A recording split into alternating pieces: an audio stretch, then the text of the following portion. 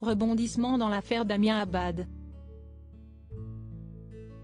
L'élu centriste qui accusait le ministre des Solidarités d'avoir tenté de la violer, a déposé plainte lundi 27 juin auprès du parquet de Paris, apprend-on de Mediapart. Contrairement aux accusations de harcèlement sexuel et d'agression sexuelle, cette plainte concerne des faits qui ne sont pas prescrits. Selon les informations du média, la jeune femme explique avoir réalisé cet acte pour encourager les victimes à libérer leurs paroles. D'après des informations transmises à l'AFP, la plainte serait actuellement en cours d'analyse.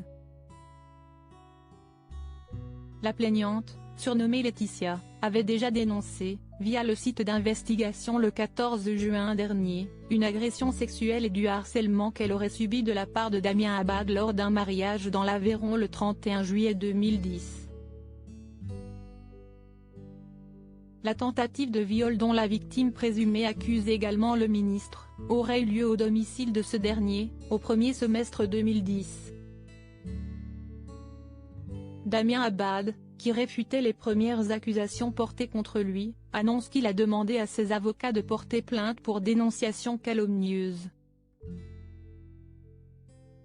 Dans sa plainte consultée par Mediapart, la jeune femme affirme que son statut d'élu et la responsabilité qui lui incombe l'ont décidé à entamer une démarche judiciaire.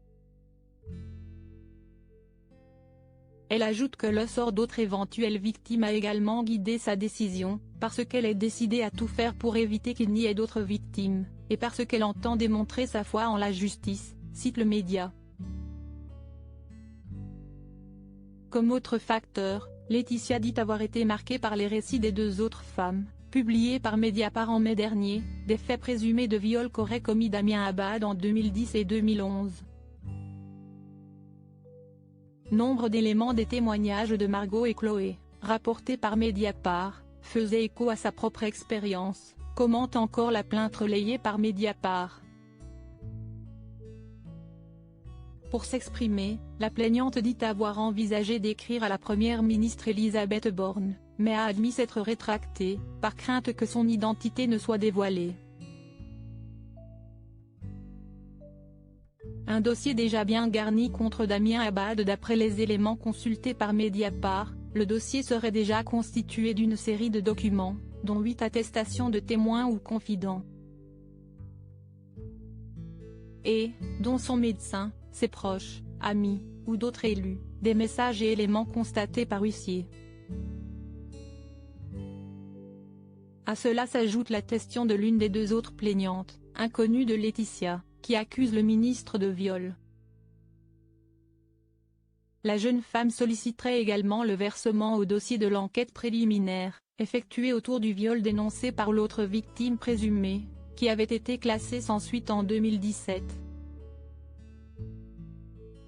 À la suite de la première enquête publiée en mai dernier, Damien Abad avait fermement démenti les accusations dont il fait l'objet dans une réponse écrite.